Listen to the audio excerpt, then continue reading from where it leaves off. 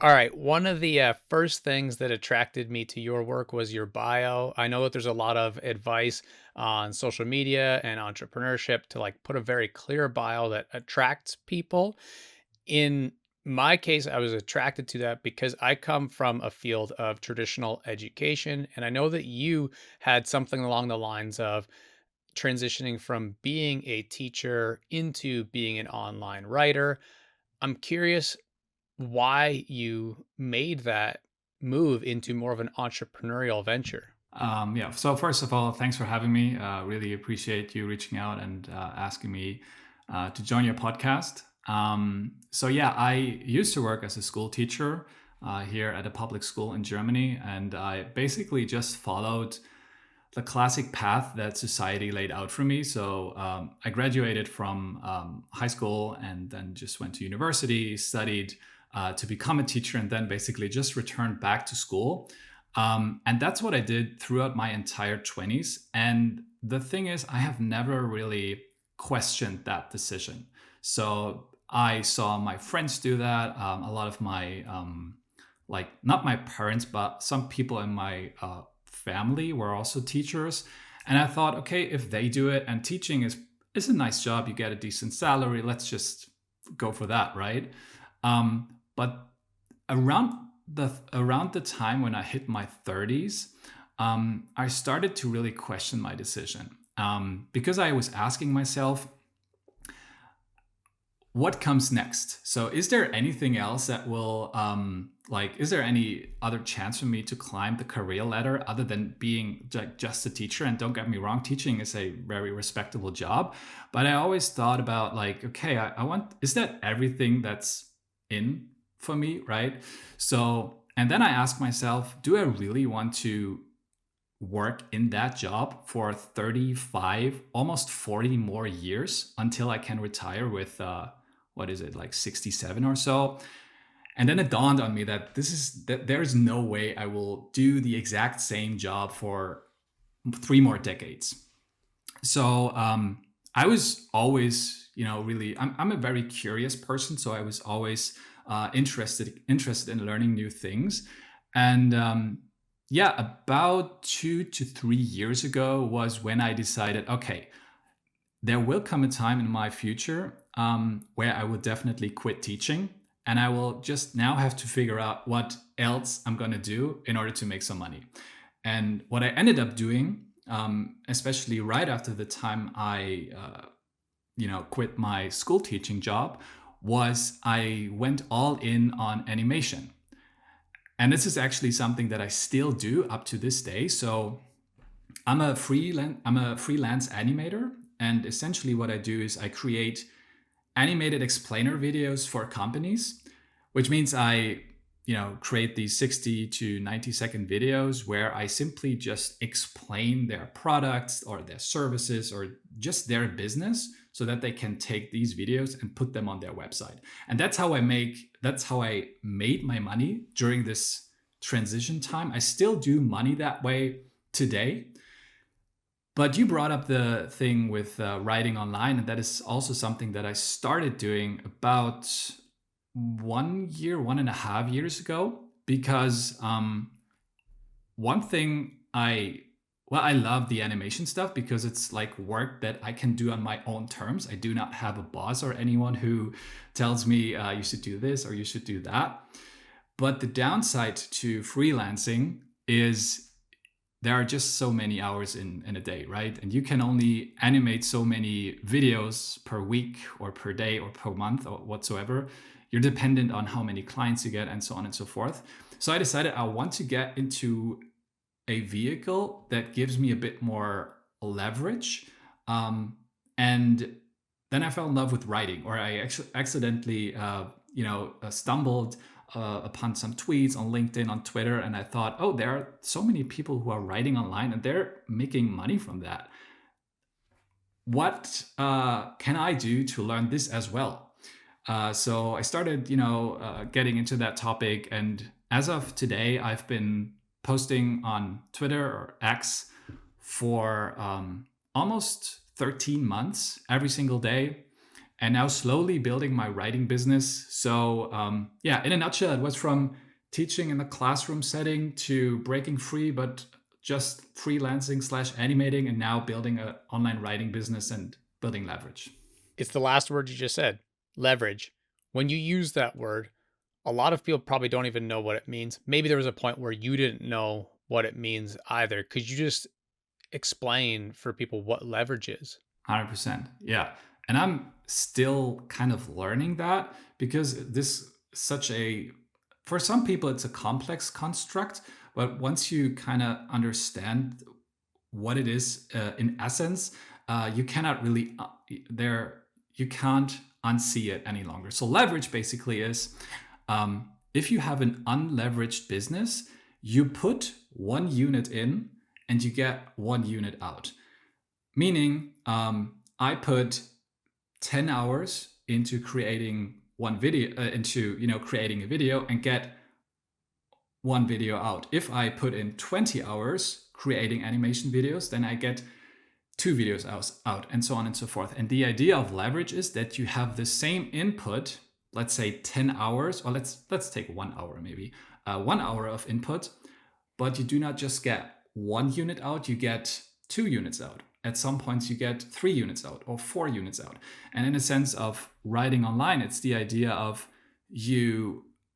let's just break it down, or let's use the simplest kind of thing that we can think of is like a tweet. You can post a tweet, which takes me like a minute to write, and it has the potential to reach thousands of people. And that, to me, is the beauty of leverage. I can do the same input, but the output can be like 10x, 20x, or even 100x. Yeah, that's to me is leverage. Just for fun, do you think that you'll stop using the term tweet? Oh my god, I think we could discuss about that topic probably forever. I don't think so. We've look, we had this. I had these conversations with lots of other creators in the writing space, and I haven't found anyone who's completely all right with calling it X. And I'm just gonna post an X, or I'm just gonna post a post because it just sounds silly. So I feel like everyone, myself included, will still use the word tweet because it just sounds cooler, and that's where it all started, right? I agree. I've chimed into some of those threads and conversations, and I think my take has always been that, well, for one, until the actual URL changes, because they still use twitter.com in many ways, that will be a big difference. But also, it's still pretty young, the idea of X in general. Once more and more users come on and that's actually all they know, then things may start to shift a tinier bit. But the same language around being able to tweet something versus X something, I don't think that's going to be happening anytime. But anyhow, that was kind of a sidebar. But when you started getting into this idea of figuring out leverage, deciding to do things that are a little more scalable, and like you said, put 1 unit out, hope to get multiple out in the future, what resources or like learning experiences did you come across that led you doing that, or did it all just happen in your own brain? No, it didn't just happen in my brain. I think at the very start, I just consumed tweets of other creators. So, like for the people in your audience who are like a little bit familiar with the niche, there are people like Kieran Drew, there are Justin Welch, Nicholas Cole, Dickie Bush, and they are like really popular and Denko maybe also. They're really popular in the online writing niche, and at the very start, and I wasn't even creating at that point, I was simply consuming their tweets and getting inspired by them because these like guys, they were also just starting out to write online a couple of years ago. And they did not learn that at school. They did not learn that at college or university. So I felt kind of inspired by their story. And the more I read about them and their stories, the more I kind of, went down that rabbit hole. And well, the idea of building an online business basically is that you grab attention on social media, you funnel people to your email list, and then at the end of the email list, there's like usually an offer.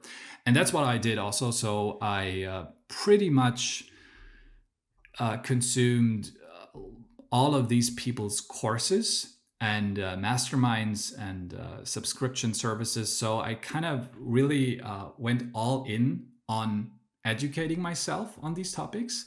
So I started as kind of like free education, but I realized when I really want to, make big moves forward and to really become a master in this craft of writing, I really need to put some money on the line.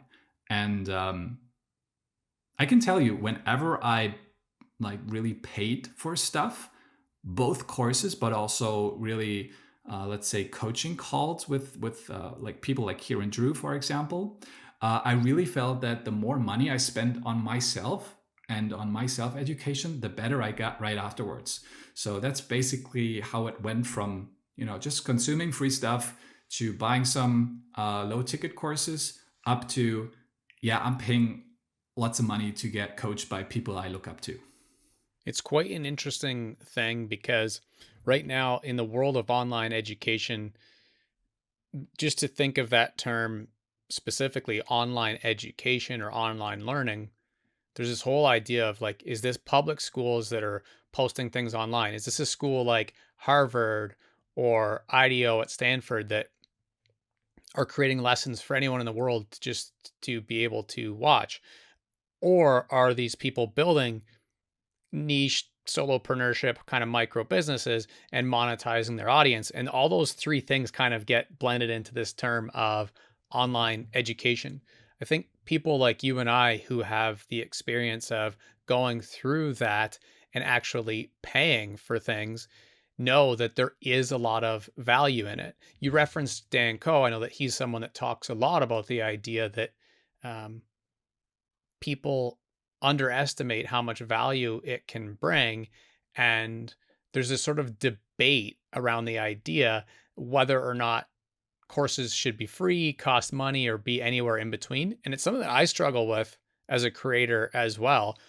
I'm wondering, it sounds like you get value out of it, but as an overall topic of where online education is heading, what's your take on that with someone with an actual education background? Generally, I would say that you will find everything that you want to know for free on the internet. Like the information is out there.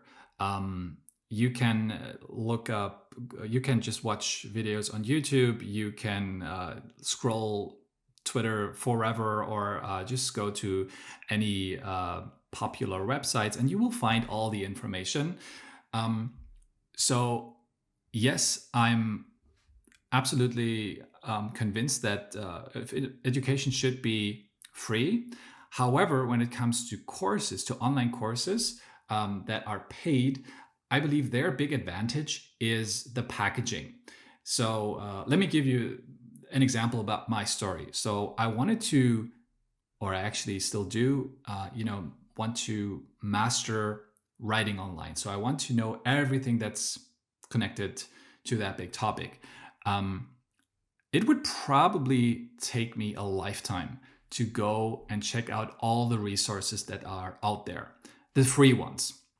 But what I did instead, and this is what I see as an advantage to paid products, is I just looked up the successful creators in that niche and checked out, okay, what paid offers do they have? Because essentially what a paid offer is, it's like a bundle or a package of information. The information you can find for free on the internet, but when you want to have packaging, when you want to have speed, and also when you want to have some form of accountability, and I think this is oftentimes really underrated. When you want to have accountability, it's better to pay for products. And also, what you will find is that there are lots of different price points. You can get a world class product that will teach you a skill you can use to make, I don't know how much money for less than $100, right? Um, will it hold you that much accountable compared to, let's say, someone who's coaching you for $1,000 a month?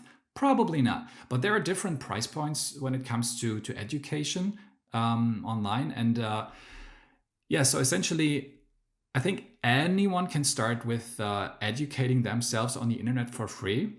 But from my experience, at some point, when you want to be serious about it, or when you want to, turn pro in a sense, then it's a good idea to pay for it.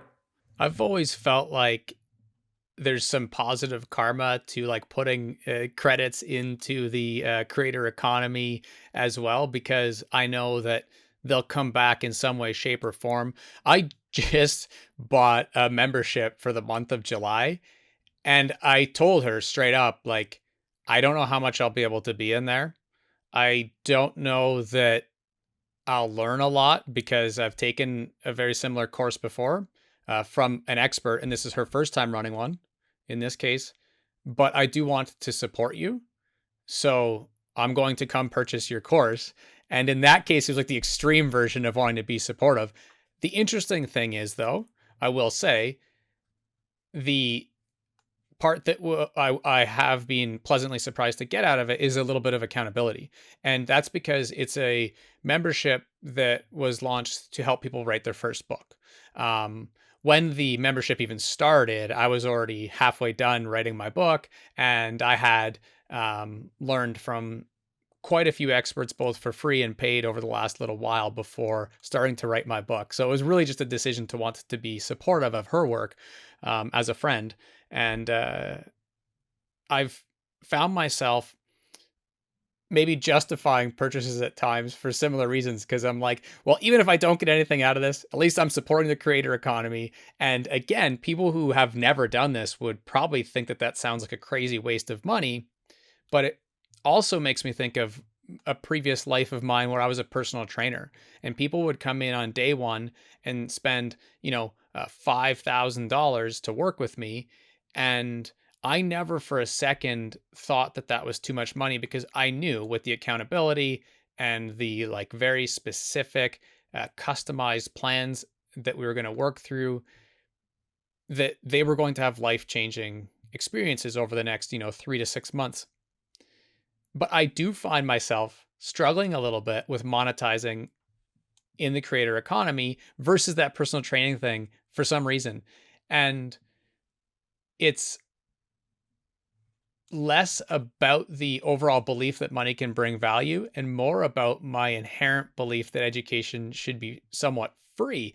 And so that's a really interesting thing that I'm, I guess, studying right now and trying to learn more and more about, but less so a question and more a thought out loud. I think it's a really interesting time because things will shift a little bit with AI and whatnot, to your point that everything will exist for free, but it still makes sense to pay for packaging to a certain extent, 100%. And what you brought up, the example with personal training, I think it's a great example because what you could have done is you could have given that person who paid you $5,000, you could have just given her like a list of, I don't know, 10 links or something, or 10 YouTube videos.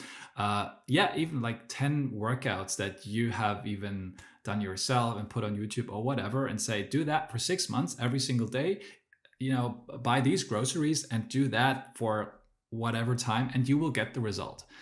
And you could have done that for free. And but the question would have been, that person didn't pay for the information or the things that you told her or him. That person paid you for the accountability, and I guess that is such an underrated thing, both in in the fitness world, in writing, essentially everywhere where it's this where there's some kind of coaching aspect to it. No matter if it's one-on-one or one to few, but it's especially with one-on-one. It's for me, it's reasonable to ask for higher prices because the accountability is at its highest when you work with someone um, like one on one. And yes, you do kind of educate them in a way, but it's more the accountability that is kind of the reason why this can be so expensive, in my opinion. There are two other helpful overlaps to that part of my life too that could probably help people a bit. And one of those is the idea that people would often want to work together for like a week or something like that. And because I was quite um, oversubscribed, to use a business book term, I was able to say, no, I work with people like for 6 months. That's it. And I work with them at least a few times a week because I want to put my name on a guarantee that you will succeed with these goals. I think in online writing, we could get people pretty brushed up if they went full time in a matter of weeks. Of course, it takes experience to get really good, but you could learn quickly. With changing your body, if you're 100 pounds overweight, it's like we're going to need a bit of time here for you to feel like, oh, yeah, I'm really noticing some positive changes. So, commitment is another, kind of word that comes to mind. It's funny that you said that I could have given them links as well, because something that I did do that I didn't even realize was maybe like a good business move looking back. I was like 20 years old, but was anytime that someone would decide not to become a paying client and join that long-term subscription, I would gift them a book. And there was two in particular, but one of my favorites was called The Women's Guide to Weightlifting, I believe. It's one of the best. It like combines nutrition and wellness and sleep, but with also some exercises you could do if you're at home or a hotel, but you could also do them at the gym. It has different levels, and it's the ultimate guide to weightlifting for women. That's what it's called. And I would gift that to people. I don't remember if it was 40 or $50, but I would just give it to them. And they're like, what? And I'm like, well, this is all you need to succeed in this book. Whether or not you will do it, and it wasn't even a passive aggressive move, it was just being generous. And a lot of times those people would come back around. I was just about to ask, yep. Yeah, and they would become clients, and I've brought that up on the show as well with Justin Freestad, who's like a real sales expert, and I shared with him the story too that people used to ask me to go talk at sales conferences went back again 20 years ago because I was setting sales records, and I was like, I don't even know what the hell I would say because all I do, and now I've read all the business books, right? And I'm like, oh, that's what I was doing, but I came about it somewhat naturally, probably more so accidentally because I had such a good product market founder fit, right? Like fitness, improving your body, your nutrition, all of that was so intrinsic to me that I wasn't having to like look up like how to help someone learn how to work out. And like I wasn't having to scramble. I was able to be the expert, but then more so because of the actual specific knowledge, we would make changes, like huge success stories. And then all of a sudden, when people see that, they want that too. And so I think that's like just a great metaphor. Fast forward 20 years as I figure out this creator economy instead. But looking back, I'm able to connect those dots and be like, oh, yeah, those were the things I was doing. Yeah, yeah, it's always easier to connect the dot in retrospect. And whenever I listen to podcasts from people I look up to, and they can tell their story, it's always easy to kind of see how they did things during their time. Whereas in reality, back when they started, they hadn't figured anything out. And this is, by the way, also a lesson that I learned now that I'm, in this online writing business for some time. No one has it all figured out, and everyone is still learning on the way. And this is true for me. This is true for you and everyone who's listening, and especially for the guys who are way ahead of us. And it's also it's just such a nice kind of a nice thought because we always think that we need to be an expert to do anything, but whether it's personal training or writing online or whatever. But really, it's just the idea of you have to start to become great, and you do not have to be great to start. I love that line. I do love that. And we were talking a little bit before about some of the experts that you've learned from, people you look up to. And I know offline we were chatting a bit about Talon Simmons, who's become a friend over the last year or so. And, if you go to that episode and to the very last topic that we touch on, it was on the idea of trying to like stay mentally healthy while we pursue these goals. And I think that's the other thing that I love how Naval says. He says that health and wellness are things that you always have to work on. It doesn't matter how much success or how much money you have, you always have to work on those things intrinsically. And I think our problems are relative. And a lot of people, especially young people, teenagers, like, kids, like we used to teach, they think that once they get somewhere, then they'll feel better. And I know that can be hard to a certain extent because, like Maslow's hierarchy, you need your needs met. But once your needs are met, the game's pretty damn similar in from there up, because it's like someone who's making $1 million a year on their writing could be really struggling with their marriage or substance use or something, and you don't get to see behind the scenes to those things. I think that's a really powerful part of it as well. And with that respect, I love how Naval talks about playing status games versus playing wealth games. And well, from my experience, a lot of people who want to play status games, like chasing money, chasing followers, or buying that new Porsche, or whatever, oftentimes tend to be more mentally unhealthy, because no matter how much money you have, there will always be someone who has more money than you. No matter what big of a car you drive, there will always be someone who has a bigger car, or followers, or whatever, or the weights that you bench press, right? There will always be someone better. So the idea of playing status games is something that I've really thought about a lot, like playing status games compared to playing wealth games. I'm a big fan of playing wealth games, because if you're like not doing it to compare yourself to others, it makes it so much, like the entire journey will be so much easier for you, because it really doesn't matter what kind of niche you play in or what profession you have. If the only kind of comparison you make is the one to your past self, you will always find that you are making progress. And I found this thought to be so fulfilling. And it really, for me, also made the difference why I would never like feel stressed about my current state, or why I'm not having that many followers right now, or not making as much money right now, because I just think about, where have I been last year? And then I feel, or even like last month.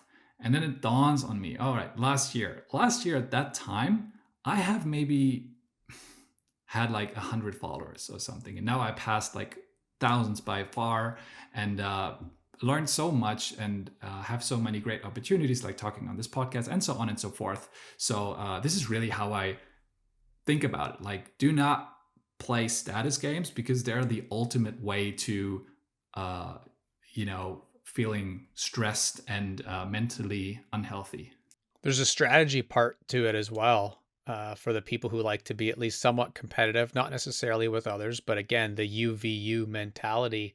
And maybe you're there already, maybe you'll be there. I think we all get there in different cycles, but it's the fact that we can learn from others who have done things before us. And then very shortly after that, there's a very difficult dip where we're like, oh, not everything that they do works for me. And you have to figure your way through this, kind of like being a mouse in the maze. Your walls are in different places than theirs were, and you have to pivot and back up and go a different direction than they did. And I definitely went through this. I take someone's online course on something like how to podcast, and then I'm trying to follow their blueprint because they're a hero of mine, not recognizing that in their journey they didn't have a blueprint. They were having to figure certain things out that were unique to them. That's another thing that ties into this stuff that everyone goes through. And sometimes we can be blindsided by it. I love that. I love that idea, because it reminds me of something I learned from Alex Hormozy. He talked about that in one of his videos. The reason why most online courses won't make you successful is because we assume that just by consuming an online course, maybe about how to be a world class podcaster or how to make money online, that there are all the unique lessons we need to know inside, which is complete nonsense. So, what he kind of did, he painted this mental picture, and I'm trying to do the same right now. So, imagine you want to build a bridge and you're on the one side and you want to get to the other side, and therefore you will have to build that bridge. Um, when you consume an online course, it basically just means that you have one brick, and you with one brick usually cannot cross that bridge. What that means is you will need to create those other bricks. You can be by consuming other courses. It can be by getting some coaching, or by just reading books.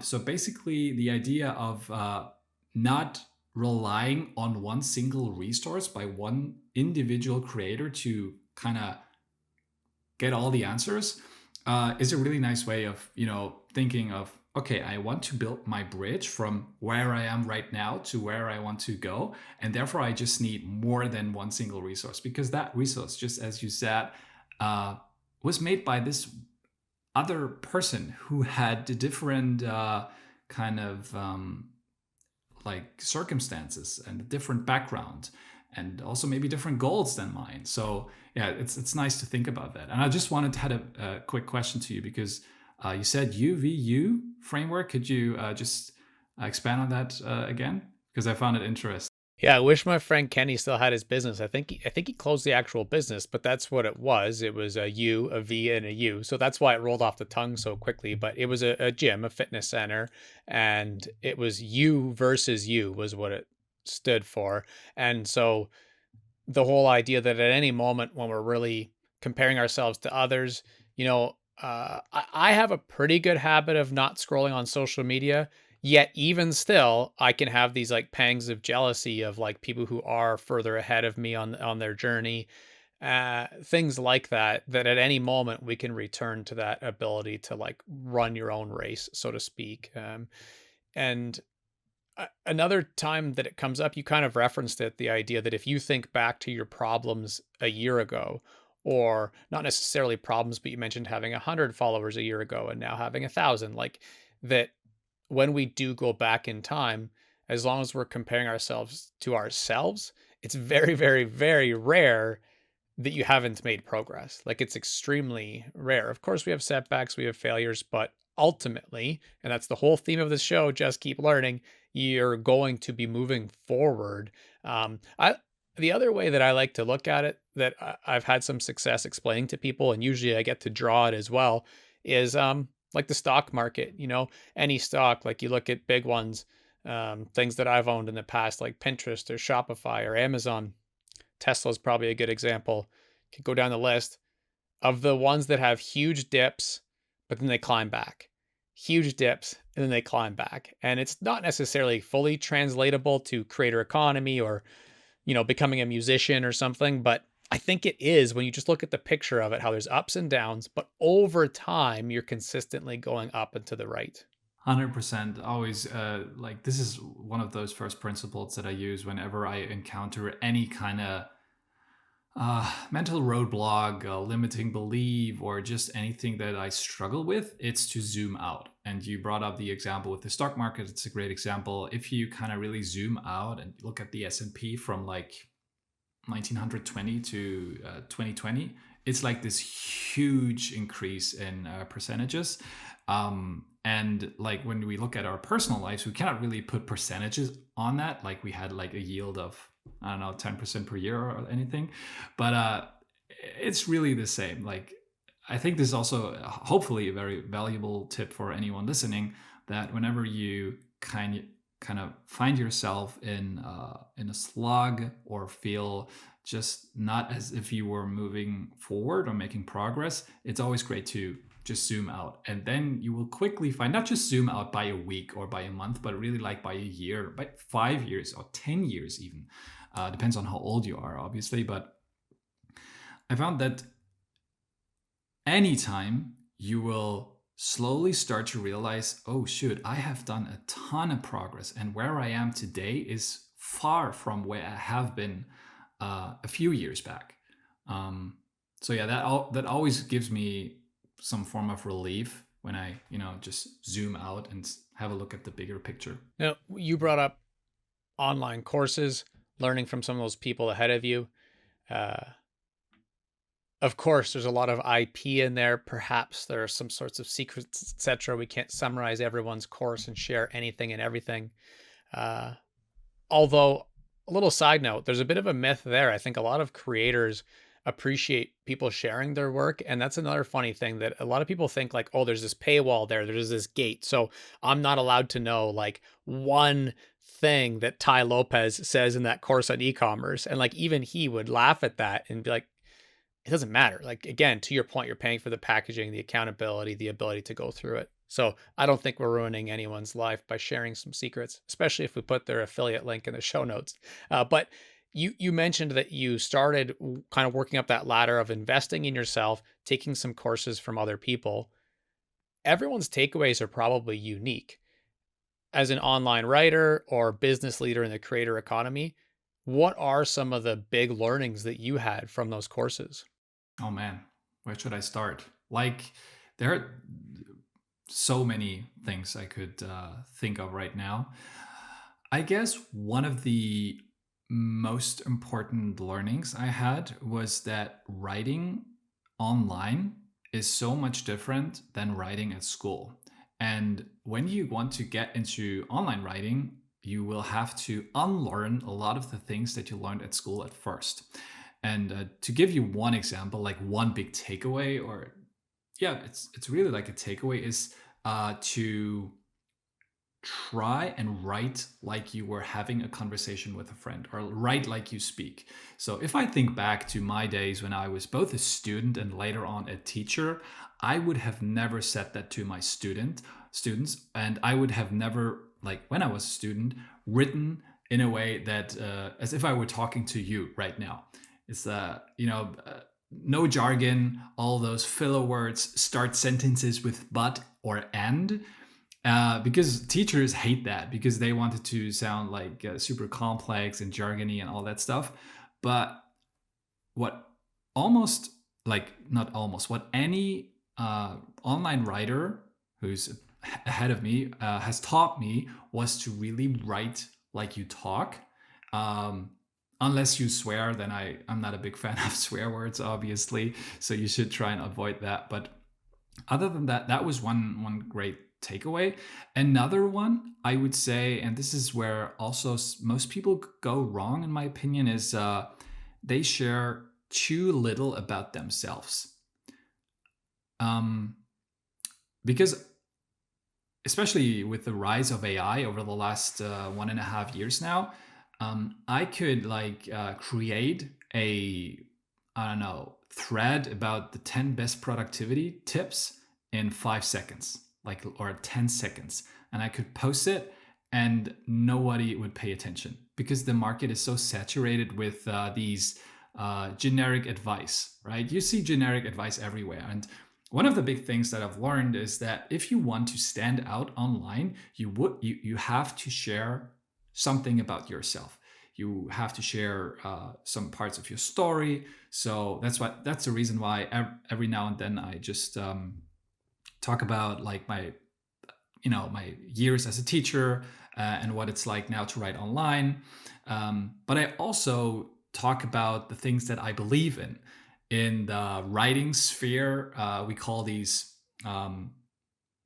strong beliefs or unpopular opinions, meaning that you should not just say what everyone says, but you should have strong beliefs to kind of either pull people into your world or repel them from you, because that's just a great way to stand out from the crowd. Because if everyone's like giving you the same platitudes and everyone's telling you the same generic advice, there's no chance that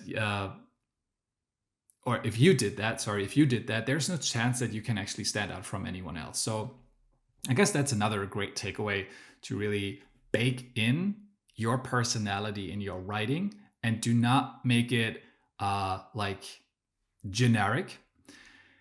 And I'm a big fan of threes, so I'm gonna give you a third thing, a third big takeaway. um, and I guess, yeah, this might sound uh, like uh, like the opposite of what I just said before, but when you write online, you must always make it about your reader.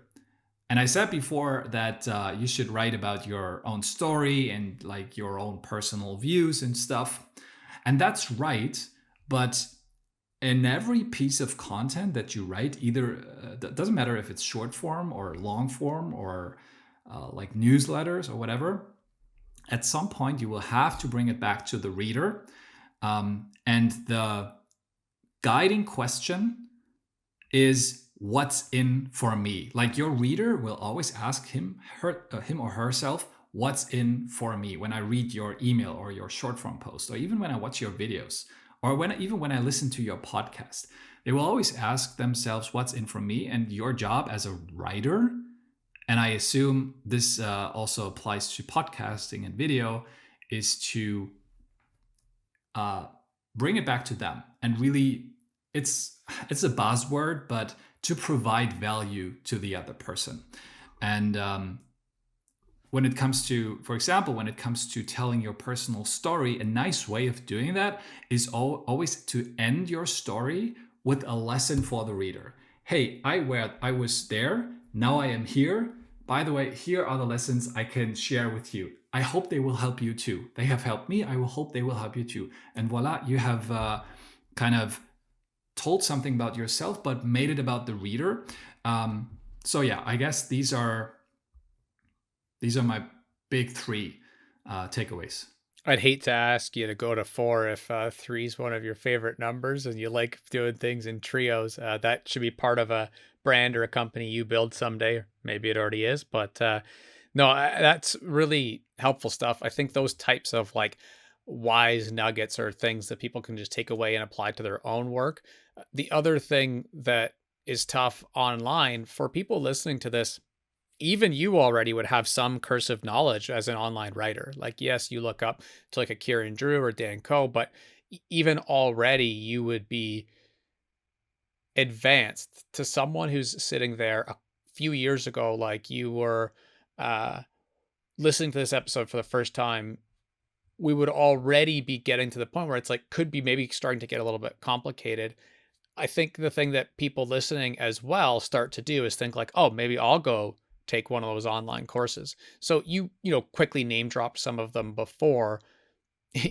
And again, we don't have to like call people out or rank order them per se, but if someone were to be, you run into them at a bus stop or something and you tell them, well, this is how I got into online writing, kid, and then, oh, well, what course did you take? And you just kind of gave them like, here's what I really liked about this one. So if you want this, take that one, or maybe you could rank order them, or just mention like what your favorite one was. I'll kind of leave it with you. But if you were to kind of give a testimonial right now for where people could go to learn themselves, if they're ready to invest, what would your thoughts be? Well, I can tell you which one I would choose, and I can also give you the reason why I'm saying this. I would definitely pick the courses by Kieran Drew. He's a British writer. He's been writing for about like 4 years now, almost 4 years on Twitter. He's also on LinkedIn, but his kind of main playground is Twitter. And there's just something about this guy. He's so funny, but he's also very knowledgeable. And he also had a completely different background. So he didn't work as a teacher before, but as a dentist. And was one of the reasons why I felt so connected to him, because as I said, if you share your personal story online, there's a higher chance for people to connect with you on a personal level.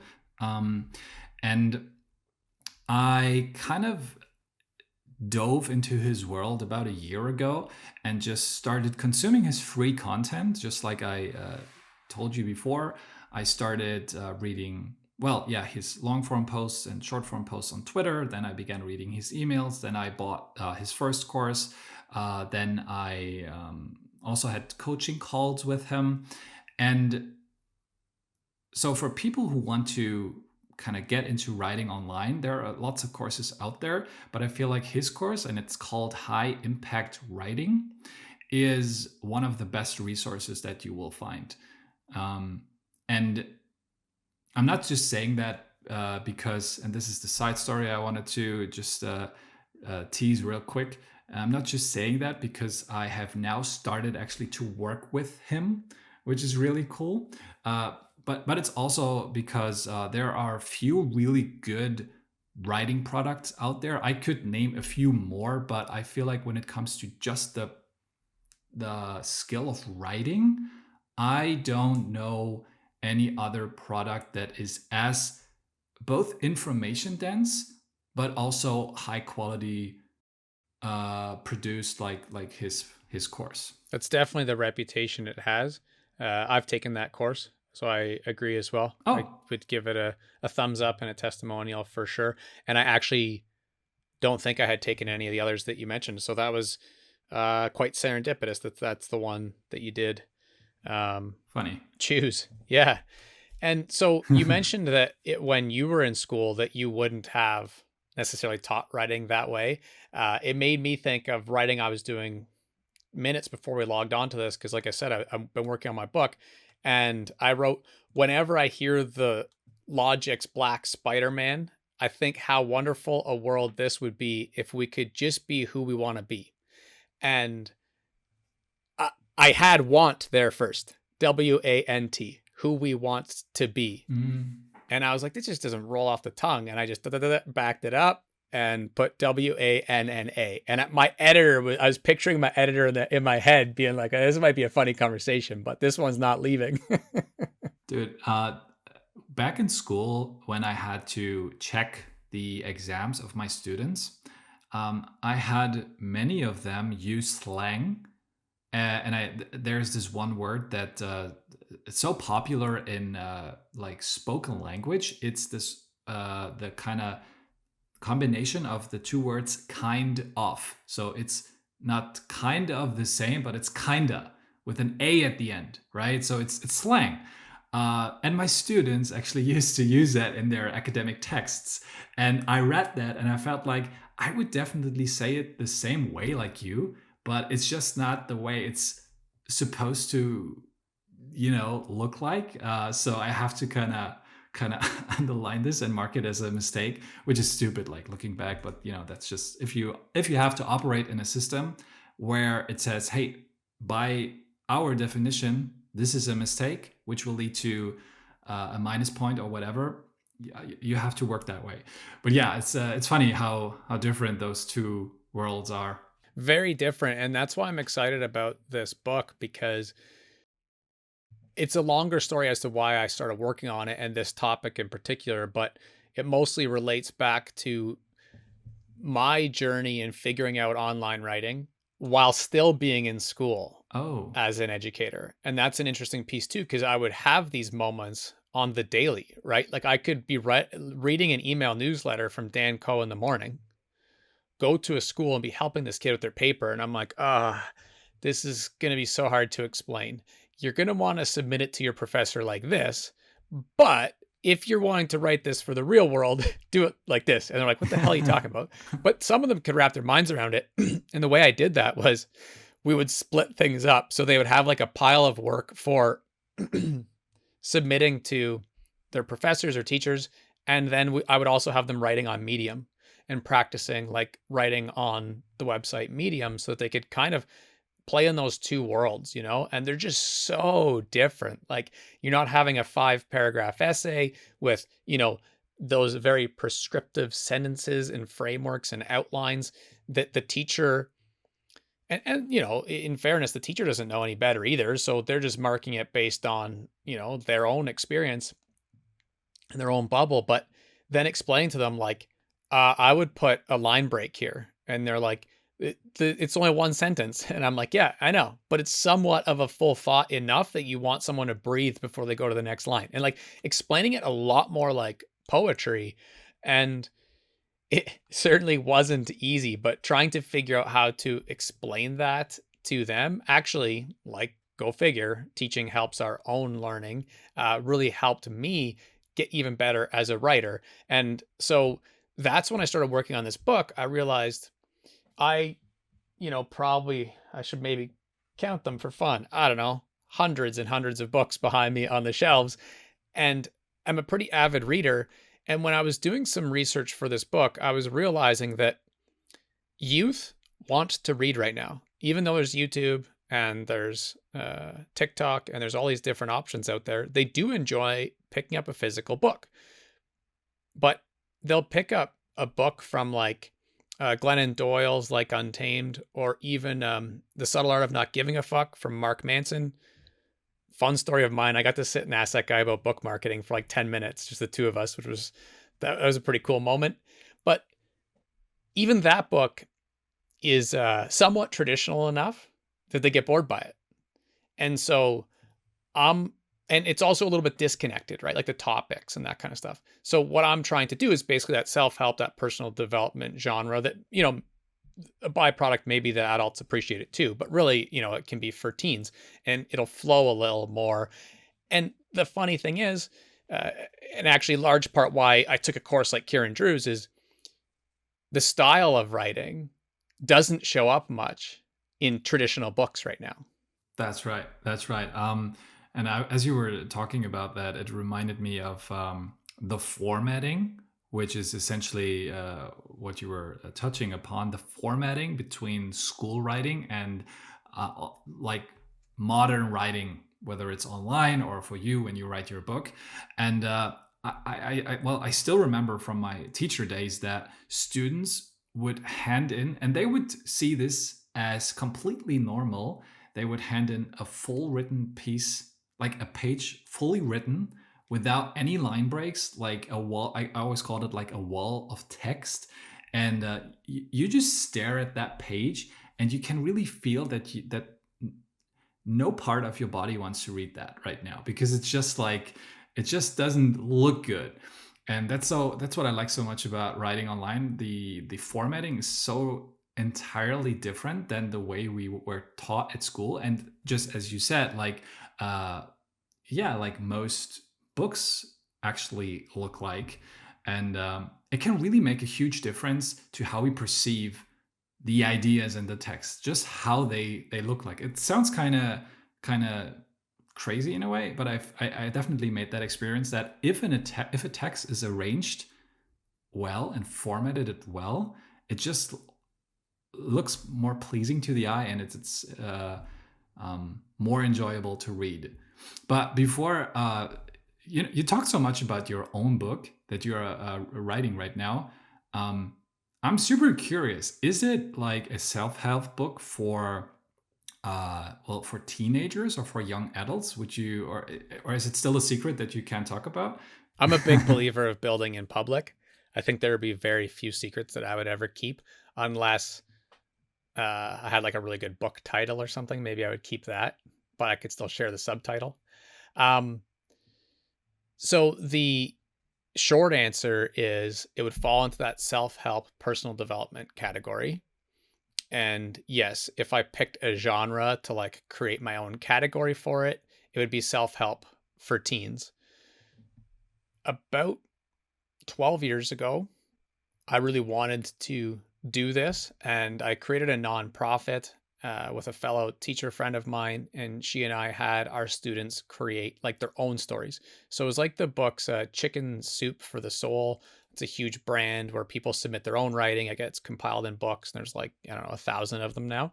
So it was more of that, like everybody submit your own writing. And we actually took it global, and youth from all over the world submitted their writing for us to compile into one book. Um, I remember going into our local bookstore and taking a picture of the two sections in the bookstore to explain why I wanted to do this. I think being teenagers is one of the most important time in our lives to figure all this stuff that we've been talking about for the last 55 minutes. To figure these things out is one of the most important times that we need self-help and personal development. Yet there's so little out there.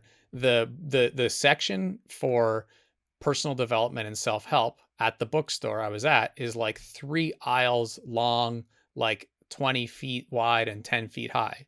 and they have a little tiny corner in the bottom right of the graphic novel section in the young adult teen section that says self-help. And it's like the books are terrible too. Like they're so like the I couldn't see, I don't know a teen who would pick one of those up and read it. There's a few that are good, like How to Win Friends and Influence People for Teens is a good one.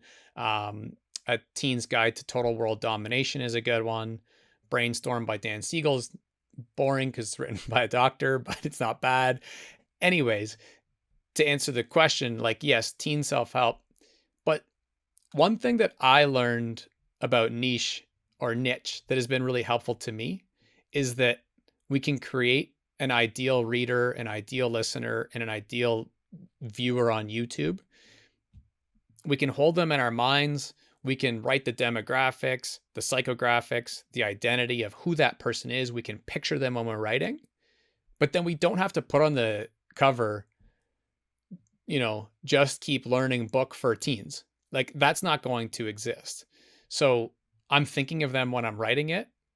I really trust that it'll be for anyone that wants to read it who is going through some form of goal setting or identity transformation. Like when you first started thinking about leaving teaching to go into writing, that would be a great time to pick up this book.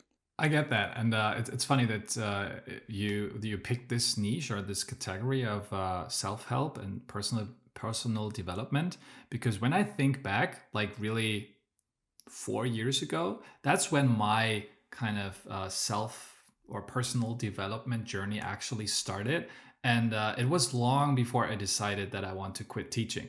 It was really the time when I'm trying to think of the first book that I ever picked up on this topic. I think it was just thinking about the English title, to be honest. It's the Cafe at the End of the World by John Strilecki. You know Hmm. this one? No. No, I'm not sure if that's the original title, but it's John Strilecki. It's a super famous book, and it's really small. It's like you can read it in like 2 or 3 hours, but it's such a fascinating story of someone. I think it was like a burned out manager who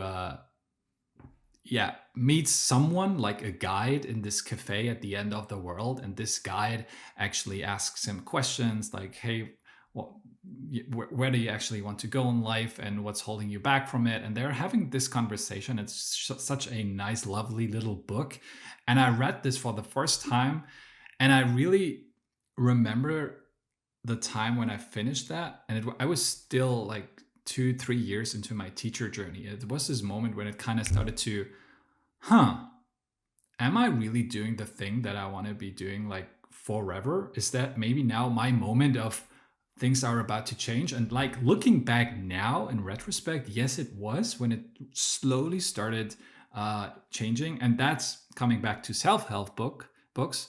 That was the moment when I started picking them up. I read like How to Win Friends and Influence People. By the way, I didn't know that there was a kids version of that. How cool is that? Um, um, and all these other like, oh man, I can't really see the books behind you, but I would assume that I've read like a big bunch of them myself. Um, so yeah, it's like self-help books are a great resource for really kind of helping you figure out where you want to go. The only kind of difficulty that I see with lots of people is that they don't find the time when it's, when they should stop consuming and start taking action. And you're nodding because you're probably familiar with that as well.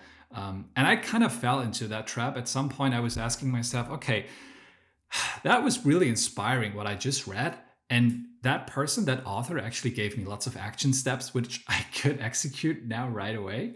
But you know what, I also heard this book is quite good, so maybe I'll just read that one and then I'll get going. And I don't know if that resonates with you, but this is kind of like the trap I see with this whole self-help or self personal development niche.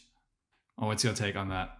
Yeah, I was nodding and smiling because it was also today that I was doing some writing and I was sharing my thoughts on the ideas when it comes to learning and two things that we should be doing that, again, I learned the hard way. That's the other thing about this book. There are going to be so many nuggets from this episode that can really help people because one thing that I didn't appreciate was the idea of just in time learning. Like, I would maybe go take like a how to produce a YouTube video course. It's like, what the hell? Like, I want to make my YouTube channel in like 12 months from now. I don't need that right now. Or even if, let's say, Kieran Drew's is a good example, right? So you go and you open that, there's a lot of different modules.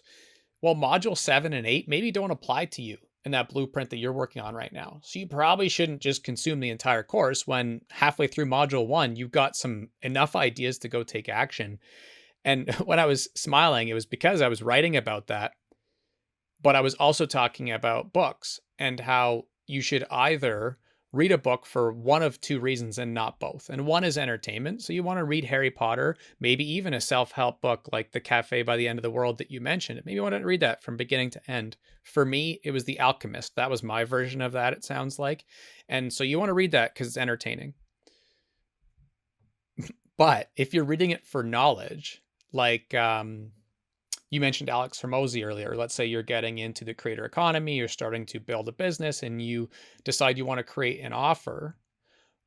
If you go pop open his book, $100 million Offers, or Daniel Priestley's The Entrepreneur Revolution, and let's say the first 3 chapters are about picking your ideal audience and then figuring out how to create, lead generation through email, but those are things you already know. Well, just go to the chapter you need. And those are the things that I didn't do. And since you referenced talking in threes, I'll add a third little story. A couple of years ago, I was going to meet a fellow teacher friend of mine for coffee. I was sitting in the coffee shop waiting for them.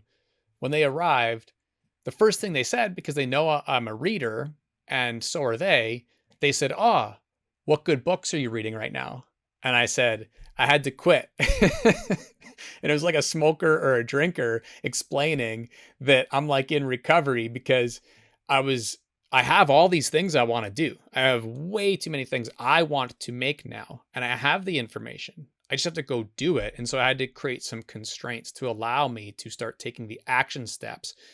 All three of those things are things that I wish I had learned sooner. Yeah, you mentioned this concept of just in time learning, and the opposite of that, for the audience who might be wondering, is just in case learning. And I guess like so many people fall victim to that, where they just, and I did that myself too, where I thought, oh, this topic sounds interesting. I think I even picked up some random course once about, or was it a book or course about YouTubing? Because why not learn how to create YouTube videos, right? Even though I've never really wanted to do that in the first place. But that's the idea of just in case learning. So you learn something to, yeah, maybe you'll need it, maybe you don't. But opposite of that is the idea of just in time learning. Like you want to learn something, you have a goal, and you pick up the resources that will bring you closer to that goal. And yeah, I think it's a nice way of like for the audience to really kind of reflect on their own kind of consumption behavior. And again, I would probably just point at myself here. Am I consuming the information that will bring me closer to my goal? Or am I just learning something, yeah, just in case? And oftentimes the answer, unfortunately, is the latter. So you need to kind of pivot a little bit and just create the right things. Consume the right things. But more importantly, start creating, start acting. It just gave me a little story idea to write. And that's that I remember when we were in college, he would kill me for telling this story, but I don't think he listens to every episode. But he's still a friend of mine to this day, also a fellow teacher. We moved we moved away to university. We went to the same university, and we ended up living together in our second year. And I'll never forget, like, socially at that age, you kind of tease each other and whatnot. But some friends that I played football with, and I went into his room where he was sitting to tell him, come out and hang out with us, whatever. And one of them was like, dude, why the hell do you have a life jacket? So he was like a hunter and a camper and enjoyed the outdoors back home. You know, it's a little more rural. And we went to like an urban jungle to like go to classes in concrete buildings, play football. Like there's no time for recreation. But he just, I don't know, for whatever reason, brought his life jacket. It makes me think that that was such a just in case moment. Like, I don't know what he possibly in 4 years could have needed a life jacket for there, but he brought it, 500 miles from home and hung it up in the closet. And it was just there throughout university. And that's maybe a paragraph that I could put in there, a personal anecdote of like, we don't, you don't need to bring your life jacket. Uh, Oh, I love that. It's maybe not just in case learning, but just in case acting, or just in case. Yeah, Something. It's I love definitely that. falls into that just in case category that's a little bit ridiculous and outside of anything necessary. We could, go on about these topics for a really long time. I think a lot of people probably have had a lot of things that they'll take away when it comes to both writing and business. But, um, we've pulled a lot from other people's stuff as well. I think it's kind of nice to think in a way of like if you were going to create some course right now, free or paid or otherwise, like you would probably put some modules in there. And so, um, is there anything else that you would want to add, whether it comes to being a solopreneur and learning to go out on this journey on your own, or writing specifically that we've kind of left out to this point? I don't feel this way, to be honest. The thing that I'm a big fan of, just like you, is this idea of building in public. So, and more importantly, to share what you are learning. And basically, that is the idea of my whole writing journey. So, what I'm doing right now, and I will probably continue doing that throughout the rest of my life, is just uh, sharing or helping other people with the stuff that I'm just learning, assuming that these people don't know about the stuff yet. And that could be the idea of how to become a solopreneur, or how do you, I don't know, write banging short form tweets, or how do you write emails.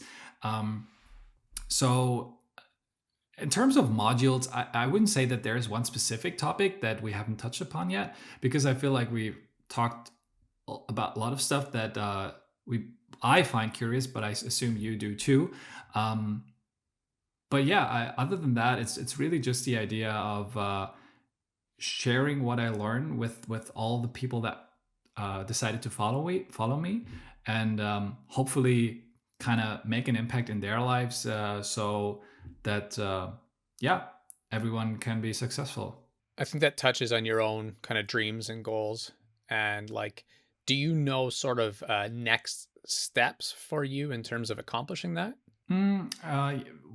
So in terms of next steps, and I think we've touched upon that at the beginning of the show, was the idea of leverage. So for me, that feels like the next chapter that I'm about to enter. So everything that I've done up until this point of my life was really like the whole teaching job that was like unleveraged, like there was no leverage at all. Like with the animation, it's pretty much the same. So I think now that I'm like building this writing business, and by building a writing business, I mean like I give people writer coaching. I do some ghostwriting for other writers, slash creators, entrepreneurs. Um, but it feels to me that the next logical step is to build systems. I'm already doing that, but to expand on that topic of building system, and therefore build leverage, so that, well, the ultimate goal, I'm really like talking in decades now, is to have a business that kind of disconnects my time from the outcome. So I'm not like talking about money outcomes, but really the idea of that I want to spend much time with my soon-to-be wife and future kids. And this is just everything that I'm doing now, and everything that I'm sharing right now, and building towards, is the kind of like foundation for where I want to go. And it's not tied to any money outcomes, but really just like, how can I build a business that, not just pays the bills, but provides for my family while I have lots of time to do the things that I enjoy the most. I'm happy that it seems like you have a pretty clear kind of path and next steps to getting there. What do you find are the biggest challenges or were challenges that you've already overcome to accomplishing this, or challenges you foresee when it comes to your roadblocks to doing this? Hmm. What's been tough about it? Mm, two things come to mind. The first is not chasing shiny objects. But I feel like, so for people who may not know this term, shiny object is just like the idea of you being a great podcaster that you are could probably convince me of the idea, oh, maybe I should, next to writing, start like my own little podcast where I interview other writers, how they got into writing, and that I would spend so much mental energy on that topic, which would leave me with less focus for the thing that I'm actually working on, which is building my writing business. um, so shiny objects would, but I got better with that. So I feel like I'm not so kind of you know it's not so easy that shiny objects will actually how do you say that, like prevent me from doing the thing that I should be doing. But the other thing, and this is like probably more difficult to work on, are just mental roadblocks. So everything that's happening in your brain that kind of tells you that what you want to do isn't so simple or isn't so easily achievable. Let me give you one specific example. um, the idea of asking people for their money in exchange for your service, basically, so offering people something in exchange for their money, still feels, even though I have done that many times now and it has worked, but it still sometimes feels strange to me because I don't have a sales background. As a teacher, I was never really selling anything. So I'm still just learning that to, be confident in my own skills and my own services and me as a person. But that is sometimes kind of, hindering, I guess, my progress. If I was able to kind of deal with these mental roadblocks, and it's not just the idea of selling, but there are other things that kind of distract me from that a little bit, like from making progress. But as far as I can tell, I'm aware of those and I'm constantly working on them. But yeah, I guess that's something to be working on for the foreseeable future. I feel like anyone going through a transition from sort of traditional pathway, traditional work into this world of the pathless path and sort of a more modern way of like working for yourself.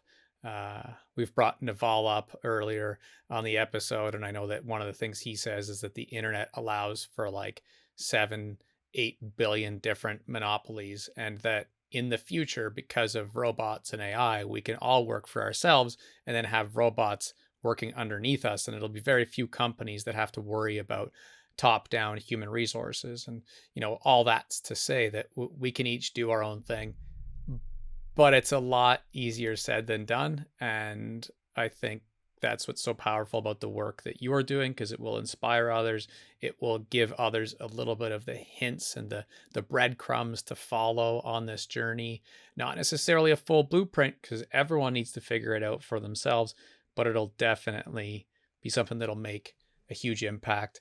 Um, you've referenced, obviously, being a teacher a few times, and I never really had a chance to ask. I was curious, like when you were a teacher, what did you teach? What age and grade?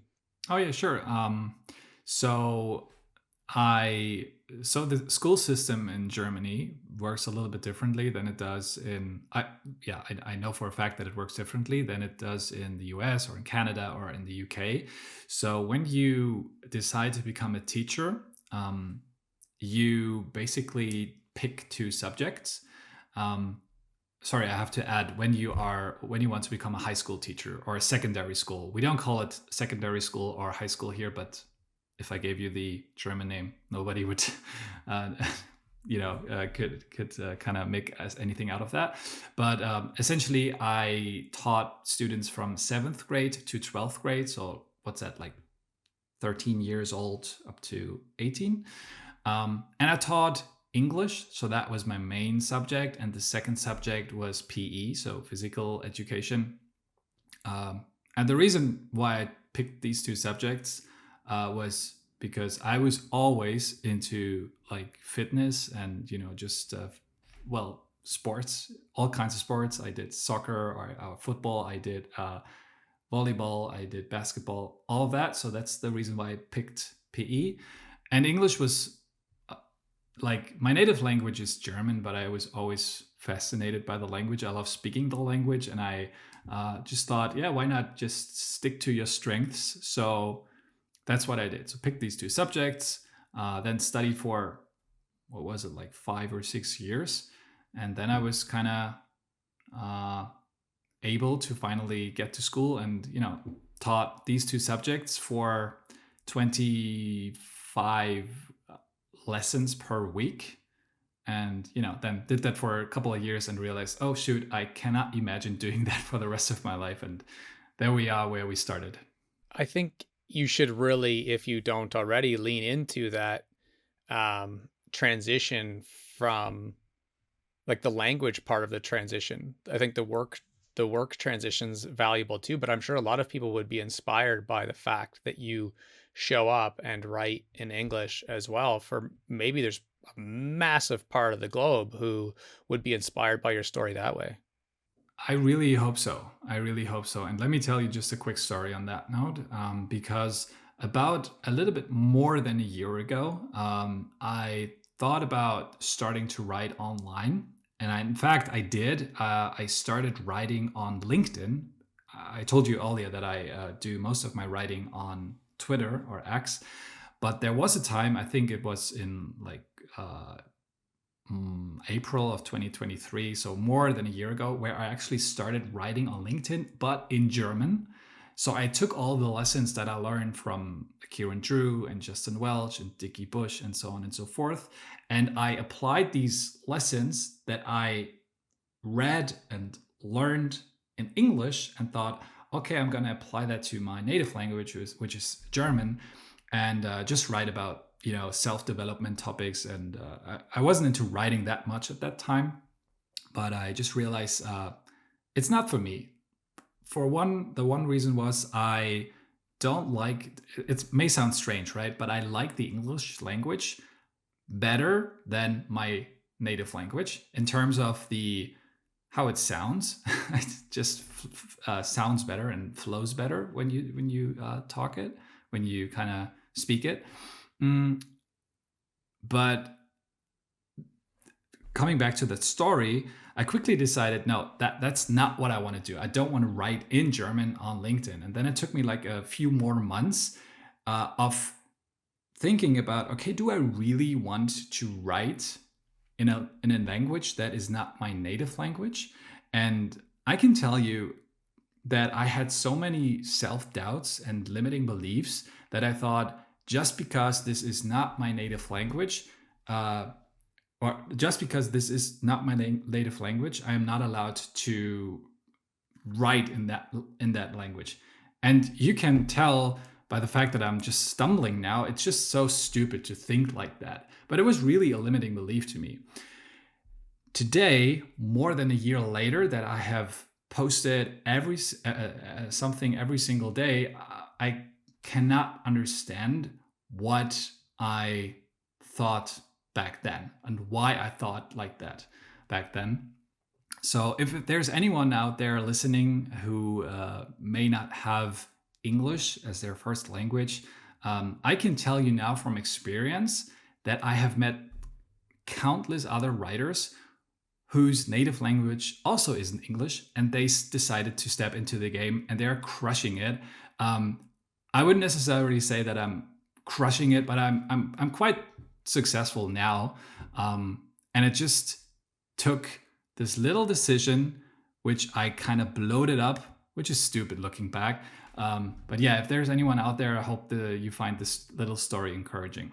Yeah, I see that in your future, whether it's like a free video that people can consume, or it's a paid workshop, or a little, membership, but something where you specifically help people who are trying to learn that. So you take a lot of these principles that you've learned, but specifically with that audience, you're sharing them with people who also have that story. Like that's something I can't really do myself. I could not do Mm. because it's not true. There's no authenticity there. And I think you being able to share that authentic part of your journey would really be cool and go a long way.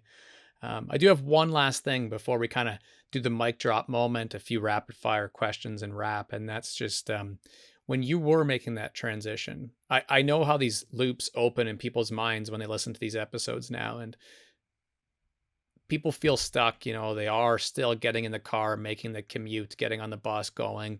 They're sitting there throughout. Maybe they're consuming this on their lunch break. And there's some like stress and anxiety around listening to these, even though we're not billionaires, but like success stories, right? And thinking like, okay, well, when can I and how can I? In your case, was it the classic like Chris Gibo educates people on side hustles? Was it like you started just getting some freelance contracts in animation? Like in terms of just the very pragmatic, in the dirt version of how you made it happen, like what did you do? Yeah, it's a great question because when you tell a story, when I tell my story in such a short time, uh, people may think that the transition was like, without any friction, or that it went like from making that much as a teacher to making the same amount as an animator, and this couldn't be further away from the truth. Because in fact, what I did was I kind of slowly faded into being a freelance animator. So my journey as an animator, and I told this story in the beginning, this is how I made my first money, and I still make money that way, was started way before quitting my job. And it was like a year or so earlier when I talked about this also. I started consuming content on YouTube, read books about the topic of how to animate stuff. And I was fortunate enough that like 8 months before I quit my job, I had my first client. So I made my money already as an animator before while I was still teaching. And that was the sign for me, okay, this actually works. So let me double down on that.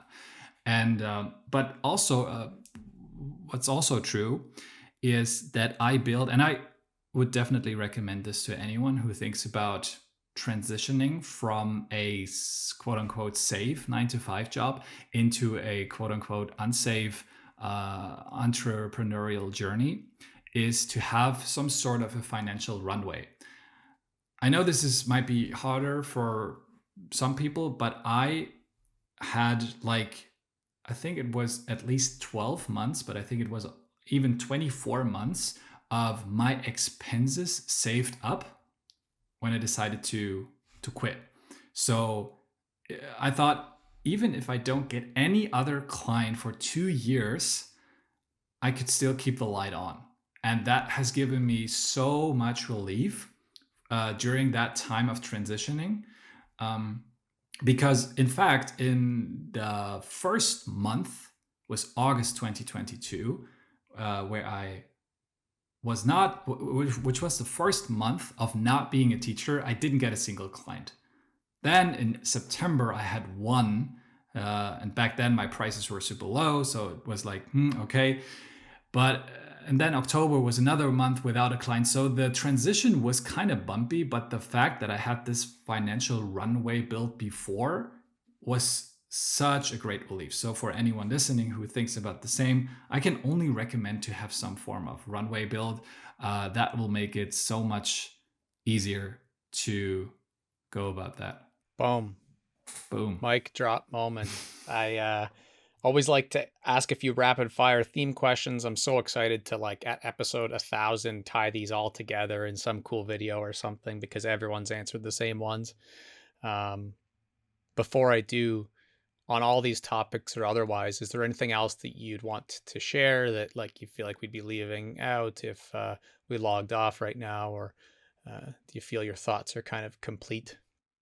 Well, I'm excited for the rapid fire round, so I'm looking forward to what you're about to ask me. But I think just one on a general note, I think what you're doing here is great, putting or giving some people who have an interesting story to tell the mic and just letting them share their story to hopefully inspire others. So I really hope that there's at least someone in your audience who will take the things that we have talked about today or from any other episode, and that these kind of inspiration will really help them make a change in their lives. So, in essence, it's just like, thank you for doing such a great job as a podcaster. I think that's what I wanted to say. That's kind of you. I really appreciate it. Like you shared earlier, some of the heroes and mentors you learned from, I have those people in mind as well. And when I first started, there was a lot of mental blocks as well around the idea of like, oh, well, other people already have an interview show. So should I even do this? And it's a very similar simultaneous journey to what you mentioned about writing was the same for me. Now I'm excited to say with confidence, I know that each episode will help at least someone. It's not millions of downloads per episode yet, but this definitely will help some people get started in their own journeys. So, equally, thank you for being on the show. Thank you. Love that. So, the first one is whether off topic or could be on topic, one thing that you are actively learning right now. I think building systems to my not just my business but really just my life. So any task I see I have to do again and again, I'm trying to SOP, so to create standard operating procedures, which is super helpful for anyone who's doing repetitive tasks. So short answer is building systems. And one piece of advice, if you were to, you said you're excited to have, your kids in the future and be able to spend time with them. You were also previously a teacher, and you're sharing a lot of your wisdom online. But if you were limited to leaving just one piece of advice for the next generation, what would that be? I think the advice would be to not just blindly follow the path that society puts upon you, because I've seen that firsthand when I was a teacher that, well, everyone, especially parents and teachers, also peer groups and friends, expected young adults to have their life figured out by the age of 18 or 19, which creates a lots of pressure, right? And so I would say for the next generation, especially to young adults, that they should not, just because all their peers think that studying marketing is cool, or that you should become a teacher is cool, that they should follow their same path, but really try and figure out what they want for their lives. Um, yeah, I guess that would be the thing, to think about what they want from their lives on their own terms, rather than just paying attention to what everyone around them does. Beautiful. Well put. And if you were to ask me a question, I know you made the joke about not starting a podcast yet, but let's just role play for today. You get the microphone and you have an opportunity to ask me. Again, could be on these topics or completely off topic, doesn't matter to me, but you have an opportunity to ask me a question. What's something that comes to mind? Um, well, you know what? This is for the people who are just listening to that, so they cannot see the video to that. You have a helmet and the back of you, and I was wondering because even here in Germany, I'm also a huge fan of football, so I watch American football. I know you're from Canada, but maybe you're also into American football. So I'm curious, are you still into like team sports or any particular team? Before I answer, there's two things that I find really unique about your question. And one is you would make a good podcaster because most people would just ask the question without, sharing and elaborating for the audio listener. And I appreciate how you did that because a lot of times I would have to add, in case you don't know what he's talking about, there's a helmet behind me. So that was, well done. And also, most people are usually too on the spot to think of something and they just like pull something from what we're talking about, right? Like, what would your tip for online writing be? Which is fine too. I don't care. I'm such an open book and I just enjoy being surprised by questions. Um, but that was a cool one. So, the helmet itself is Michigan Wolverines football, national champions this year in college football in the US, the best team in the world. My uncle won a Big Ten championship there in 1978. Growing up, I had like a little baby helmet and an outfit, and then I had like a plastic helmet when I was like 10 years old, and I was always a huge diehard Michigan football fan. And that is actually what got me into playing tackle football, American football. And that's what I did at university. It paid for a lot of my school and it was a big part of my life. I don't do that anymore. Where this ties into the stuff we're talking about is I have a lot of regrets about football. I have like 90% of it positive stuff, but the head trauma as well as um, Mm. maybe more impactfully is the fact that it's not an infinite game. And I often like I love golf now. I always wish I took up something like piano or guitar, or any of these creative business mediums that we're talking about, podcasting, filmmaking. All of those things are things that you can continue to improve for like, 100 years. And I kind of wish that I didn't spend 50 hours a week on a football field and in a locker room. That being said, there are, I can't even count on two hands all of the life lessons and the transferable skills that I learned from the sport of football, and some of my best memories are definitely from it. So I'm really grateful as well. In terms of team sports now, I took a few years off, and I really did miss it. So I got back into ice hockey, or just hockey, how we call it. But for the American listeners, sometimes you got to say ice hockey for some reason. Um, and I still do play that recreationally. It's something that I find that you can do as a team. And I appreciate just stepping out of the world of like creating and business and like, going to the rank and just being able to spend some time kind of de-stressing and competing a little bit in a sport and being teammates with people still. So I still do that. Yeah. Yeah, cool. It's the same for me. Not with the team sport right now, but with an individual sport. So I go to the gym. We haven't touched upon that topic. That would probably be cool material for another episode or so. But that's the way how I kind of cope with not just with stress, but also with getting ideas basically, and seeing so many parallels between fitness and writing, or in general, just like team sports or individual sports and writing. There's just so many benefits, but it's probably food for another episode or another time. Absolutely. One of my little behind the scenes BTS things that I can share with fellow potential podcasters is I have different sections on the notes that I kind of keep as I talk sometimes. And one of them is episode 2, and I just jot little things down. So that's definitely been noted and look forward to doing that. But in the meantime, to wrap this one, if people were to go find your work online, I always like asking a unique part of this. Why and where should they go to find that?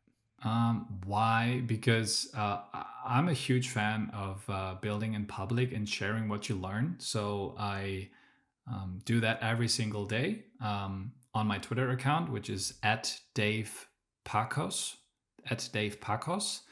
And I also love to do that in a bit of a longer form in my weekly newsletter, which I send out every Saturday. That is davepakos.com. Um, and again, the why is just because I love learning. I'm a huge fan of learning, but also not just keeping it for myself, but sharing it with the world. And that's what I've been doing every day for months now, and looking forward to do that for really, really long time.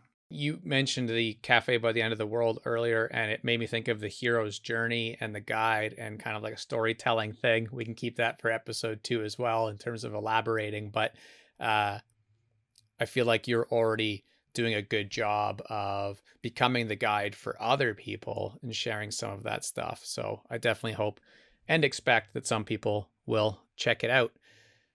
Thank you so much for taking the time to do this today. It's been awesome. Thank you, Justin. Appreciate you. Cheers. Boom. I can stop and let it render. It's good. I should keep that in there.